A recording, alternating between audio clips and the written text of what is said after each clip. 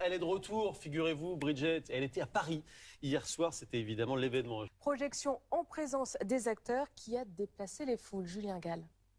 24 ans après sa première apparition en salle, la londonienne la plus romantique du cinéma revient et doit faire face à un drame personnel. Mais parfois, ces souvenirs sont d'un seul coup Bridget, tout ce qu'il nous reste. Alors que son mari Mark Darcy décède dans une mission humanitaire au Soudan, Bridget doit désormais élever seule ses 2 enfants. Elle tente de reprendre sa vie en main et se remet en quête de l'amour. Il faut t'envoyer en l'air. Je t'ai inscrite sur Tinder. C'est quoi Tinder? Le film signe le retour de Renée Zellweger. À 55 ans, l'actrice apprécie retrouver son personnage sous une facette différente des 2 premiers opus. Ce n'est plus l'histoire heureuse attendue à la fin du dernier film. Désormais, elle lutte contre le deuil et en fait, elle est un peu paralysée.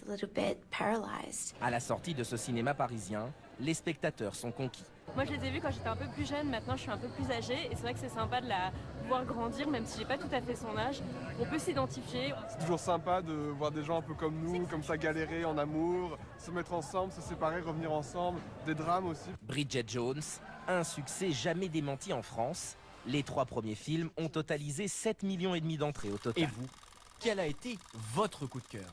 J'ai bien aimé le Comte de Monte Cristo, ouais. Pour l'acteur, tout le film, voilà, les décors qui étaient incroyables.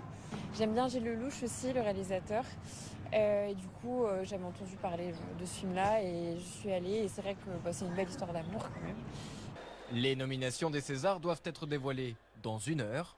Les quelques 5000 membres de l'Académie auront un mois pour élire leurs favoris.